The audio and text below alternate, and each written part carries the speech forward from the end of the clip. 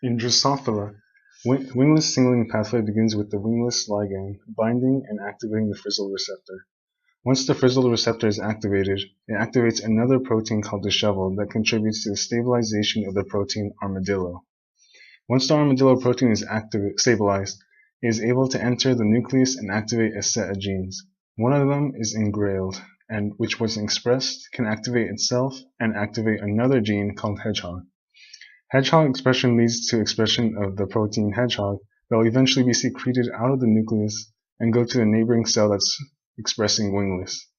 Hedgehog binds to another receptor in the neighboring cell and triggers another completely different signaling pathway that eventually leads to the expression and secretion of wingless. Once wingless is expressed, this secretion of wingless will help establish a reciprocal loop between the two cells that will ultimately continue this cycle. However, this continuous loop is regulated by protein degradation complexes such as axin, APC, and ZSTY3. These work to dephosphorylate armadillo, ultimately leading to its degradation. One protein in particular is TER94. This is the AAA ATPase that associates with the formation of beta-TRCP-E3 ubiquitin ligase complex. In order to inhibit the effects of TER94, armless is used to stabilize levels of armadillo. Armless works by binding to TER94 via its UBX domain, thus hindering the assembly of the ubiquitin ligase complex and prevents the dephosphorylation of armadillo. Now, just like the Wnt signaling pathway in vertebrates, the wingless pathway is also important for embryonic development. The importance of the wingless signaling pathway in Drosophila is to work with the hedgehog signaling pathway to define the segment boundaries in order to establish the 14 pair segments in the Drosophila larva.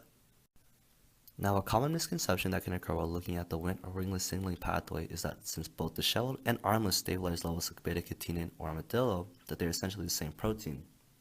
This, however, is incorrect because although they have the same main function, their process in doing so is different. As previously stated, armless directly interacts with TER94 via its UBX domain and hinders the function of the ubiquitin ligase complex or dissociates the complex completely. This prevents the dephosphorylation of armadillo.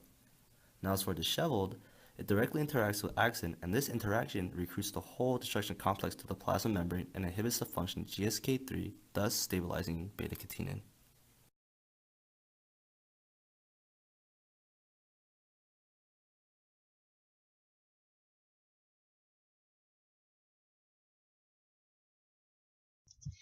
In the absence of Wnt ligand, Wnt signaling does not occur, causing dishevel to be inactive. This allows beta-catenin to be phosphorylated by GSK3 kinase and become a target for degradation. With the degradation of beta-catenin, TCP transcription factors in the nucleus interact with co-repressors of the Gaucher family, repressing the expression of genes. When the secreted glycoprotein Wnt is present, it binds to the frizzle receptor, activating disheveled. The activated disheveled protein blocks the activity of GSK3 kinase from phosphorylating beta-catenin. This allows beta-catenin to enter the nucleus, bind to TCF transcription factors forming an activator, and induce target gene expression.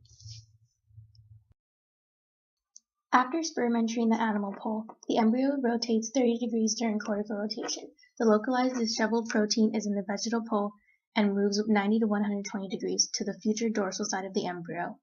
Disheveled on the dorsal side inhibits GSK3 activity, which leads to the stabilization of nuclear beta-catenin on the dorsal side of the embryo. Because Wnt signaling doesn't occur on the ventral side, disheveled is inactive, allowing GSK3 to phosphorylate beta-catenin for degradation, preventing it from becoming nuclear. During maternal Wnt signaling, disheveled aids in making beta-catenin enter the nucleus, which then specifies the dorsal-ventral axis. Proof that beta-catenin helps specify a dorsal axis is when mRNAs that encode beta-catenin stabilizing proteins were injected into the ventral side of the embryo, which resulted in a duplicated axis.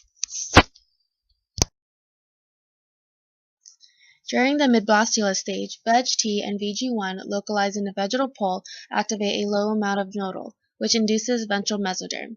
It was earlier shown that after fertilization, disheveled is moved to the future dorsal side by cortical rotation, stabilizing beta-catenin. It is the overlapping signaling event of Wnt and VEG-T VG1 that define the nucleus center, where the high levels of beta-catenin from Wnt signaling in the dorsal side and VEG-T VG1 signals from the vegetal pole overlap, activate high amounts of nodal, resulting in the formation of the nucleus center, which then induces the organizer. After the organizer is induced by the nucleus center, zygotic Wnt signaling begins.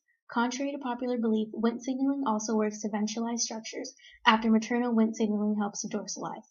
In order to prevent dorsal structures from being ventralized, the organizer contains an anti-Wnt signaling factor, Frizzled B. Frizzled B is a soluble form of frizzled and binds X-Wnt8, which is in the marginal mesoderm and inhibits neural induction. Frizzled B binding with X-Wnt8 results in prevention of Wnt signaling, which is the end goal of the organizer.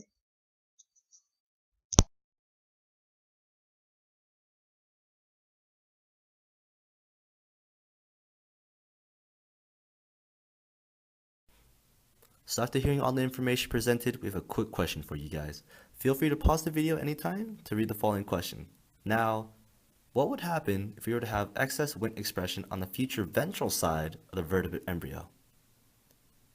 Great! Good job, guys. And that was our presentation on the Wnt signaling pathway in Xenopus and Drosophila. Now, if you liked our presentation, please leave a like and comment below what you'd like us to cover next time. And don't forget to hit that subscribe button to receive notifications of any future videos that we upload.